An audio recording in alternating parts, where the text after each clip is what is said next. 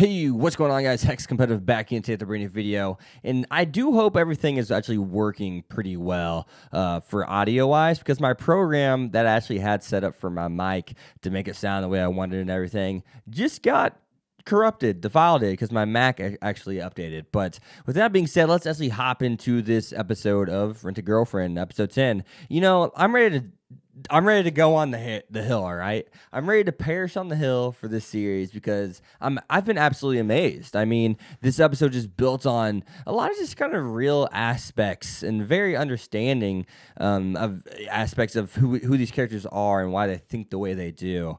But before we get into that, it all started with, well, Kazuya's first paycheck from work, and him actually deciding to put that paycheck towards a date with, well, Mizuharu and his friend Kuribayashi, I believe it is, actually. I may be messing it up, but nonetheless, I'm close enough. For the sake of the video, let's just go with it. Kuribayashi, you know, in this episode really kind of showcased who he is as a character, and the fact that Kazuya was able to tell him the truth maybe kind of showcases who Kazuya thought he was to begin with, right? And was really maybe some kind of foreshadowing of who he is. He told him the truth because of what happened to Ruka, which isn't necessarily directly even Kazuya's fault, which really speaks to what kind of person he is. He does want people to be mad at him. He wants to make sure people know that he's on the right foot with them, not off step with them. And what I mean by that is the gesture of allowing Mizuharu to actually go on a date with him because he lost Ruka and he actually genuinely cared about Ruka. And we all know how that relationship came to an end in front of Kazuya. And then, of course, Kazuya is now he's trying not to date her, but he's being forced to go on these dates with her, and of course it makes him feel bad. And we even see a gesture that Kuribayashi puts forth back to Kazuya about him thinking and or monologuing to himself about, well, what's going on here? They don't act like they're even just rental girlfriends. Is there something more going on here? Which later on we see him pry, and we'll get towards that in a second. And then we even get to see him going on to the amusement park date and following through with it, only because he wants to make sure people aren't hitting on the girl that he just feels is his friend's real girlfriend, not his rental, which showcases how people pick up on the relationship and the vibes they give off towards one another, which always trust the vibe rather than your eyes. What you feel in your head that sensation you get from that specific couple is probably how that couple is and what they really are. And I just kind of noticed that through growing up. Trust in your gut. Your body has instincts that it will pick up on naturally. And instinctively, everyone thinks those two are dating, which we'll get to that in a second. We're not there yet. Calm down.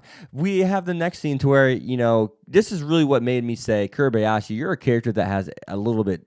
No, you have a couple things to you. Just kind of like Kiba did whenever he kind of had that outburst of calling Mommy out and Kazuya out, showcasing who he is as a person and going on that rant with, of course, Mizuharu, which just really kind of elevates Mizuharu since all the characters are going through her to get characterization. Shows you how valuable she is to the story. But let's take a look for a second. He says, boys are so stupid. Seriously. He's like, we pay and go on a date and that's it. I mean, we get it. But despite all of that, despite even understanding it, when we get a gorgeous girl like you and a girl that's just like you in general, it makes us fall for you. And we know that we're just renting you. And then he goes on to say, the last final thing he says kind of in that is, we fall for you and we really understand that we don't have a chance. That's not who you are. That's not why you're here. But nonetheless, it happens. And I think he's really trying to attest to kind of like how much fun he is actually having with Mizuharu, because Mizuharu who she is, how attractive she is. And being attracted to someone is instinctive. It's human nature. You don't typically fall in love with someone to fall in love with them. It just kind of happens. And, you know, I love that scene because it showcases that Kuribayashi is a guy that really is good at heart despite the stupid stuff he says and the perverted things he says. He's someone who does romanticize. Mizuharu was right when she said that. She's like, it showcases how you guys can romanticize. It shows how basically guys do have a soft side to them. And we come off playful and come off idiotic sometimes because that's how we show it, right? That's just how guys go about it typically. And girls typically wear their heart on the sleeve a little bit more. They're more open about it. They're less nervous. They're less embarrassing about it, right? And that's cool. It's real. It's cool, and I love that. But then what comes next with the whole scene of them apologizing to one another, and of course Mizuharu being asked the question, hey, to pick up on our conversation where we left off earlier, Kuribayashi says to Mizuharu, and he says, a rent-a-girlfriend wouldn't fall for a guy though, right? Like she wouldn't fall for a client. And she's just like instantly the music cue is awesome. Focusing on her eye, just kind of like, oh, it begs the question. She's even saying it to herself. Could we? I wonder what this feeling is I have towards Kazuya. She admits it. Mizuharu finally admits her feelings in a way, right? She says, I don't know. I guess, but I don't think so. But who knows, right? And I'm just paraphrasing, of course. She's just kind of like breaks it down in her response. She's just like, I mean, I don't think so, I guess, but who knows? And then she smiles and does that flutter of like, hey, I'm starting to acknowledge how I feel, which I think that is her acknowledging how she is starting to feel, right? You go on so many dates with the person, you're getting to know the person, you're getting to know the person's family. You are throwing you guys in a very personal, you guys are like, think about this. I'm trying to spit it out, but I can't say it because it's kind of hard. You think about Mizuharu. You got Kazuya. You're instead of being like this at a distance in that kind of distant relationship, they're in a fake relationship that has them like this. You are learning the ins and outs of my family. You're going and hang out with my family. I'm learning your life in a very in-depth manner. And that's not what I can do from out here from afar. But you're allowing me to be this close to you, and it's leading to me, being able to explore who you are as a person. And that's essentially what they're doing to one another. And that's why it makes sense that she falls for the guy, right? I mean, he's genuine. He wears his heart on his sleeve. We got to see the flashback of the way Kazuya was talking to Mizuharu. He talks with her with a more sternness, right? He still is the same goofy, shy, pathetic guy, but at the same time, you see him taking those steps and going up the ladders in order to levels of confidence, and he's displaying that. He wouldn't have done that before. And another thing that you need to pick up on is Kobayashi even kind of says, what? No one wouldn't do this for any kind of money. They wouldn't go on a date with like the other dude's best friend and spend the whole day together and act like a fake girlfriend. They wouldn't do that. They wouldn't do that. And that's not normal. That's some extra. You got to care about that person in a way to do something that crazy. And that's just kind of the subtext in that kind of conversation. We take a look at the whole thing to where we go to the balcony, right? We have her talking about mommy, her bringing it up, Kazuya saying, I don't really even know if I even have any kind of feeling for mommy anymore. Yeah, I said I was going to make her happy, and I don't want to act like I'm just going to blow her off and I don't have any feelings for her, because that makes me look like the type of person to where I'm shallow and I'm there and then I'm gone.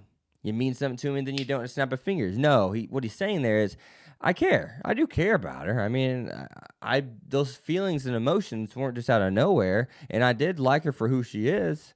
But at the same time, I don't know if I feel that way anymore. I found a girl that really kind of treats me better. I found a girl that really is, well, even though it's sad to kind of say, more amazing than the girl I thought was amazing. And that happens in life. And it's about doing those things the right way. It's about exploring those opportunities at the right time. And I'm in this mindset of Mizuharu and of course Kazuya are just kind of in a sequence right now to where they're waiting for one of them to actually make the move. Mizuharu is saying, I don't know, I guess, but who knows, in respondence to Kobayashi saying, wait, I rent a girlfriend would never fall for a client. But she openly leaves the door open there. She intentionally openly left the door open there, and she was being 100%, sincere with that answer. And of course, she was thinking of Kazuya. That's why the camera angle went at her eye and then kind of like fizzled out into what she was thinking in her gaze. And that gaze and what she was thinking was Kazuya. And if we look back to the conversation they had on the roller coaster as well, she mentions how being silly, wearing the heart on the sleeve kind of thing, and being idiotic or impulsive is kind of cute. It shows you that you're genuine. Shows you that you're real. Shows you that to the renter girlfriend that you care. And that's cool. So, I mean, hopefully this video, you guys enjoyed it. Hopefully it made sense. I think I felt like a little out of it this video, but I felt like I know what I wanted to say. But I just don't know if I said it in the smoothest manner. But nonetheless, yeah. I mean, hell, we even had to quote this episode to where it says, do you think he smashed her? This show can go in any directions. It knows it's funny. It knows it's stupid, right? It knows it's silly. And that kind of reminds me of DxD in a lot of ways. But at the same time, it knows when to turn the serious charm on and turn the serious charm off and be funny. And DxD had a really good blend with that. And I think Rent a Girlfriend kind of has that too. And don't get me wrong, the show is goofy. It is funny, right? And it is, maybe it's even a little trashy-esque in in a way, in a sense, at times. But nonetheless, it has that realism, that spark to it that like you can relate. And it's interesting, right? It has some really cool tidbits of like real life info and perspective on certain situations. Like, I'm not want to say this show is the deepest thing ever, but I think it's really self-aware of what it is. So when it does have those kind of realistic moments and or those kind of like concept challenging ideals, like it did in this episode about the whole boys are stupid and the dating girlfriend things, and how we just kind of fall for girls if they're super pretty and a person, a personality, we can fall on a dime for them. I understand what Kuribayashi meant by that, right? I understand what Mizuharu meant by, I don't think a Rent a Girlfriend would ever fall for a client, I guess. But who knows? Because I have mixed emotions about this person. There's some people we always claim we'll never fall for. And everyone thinks that we're going to fall for them, right? Everyone around you sees the chemistry. But when push comes to shove, we say no. But we end up falling for him. Life's weird, man. But with that being said, guys, as always, you guys have been hexed. Be sure to leave a like, comment, subscribe, follow me on Twitter, X25. And man, I hope this audio came out smoothly. I used the podcast audio, but I only had one mic on. So it better. It better.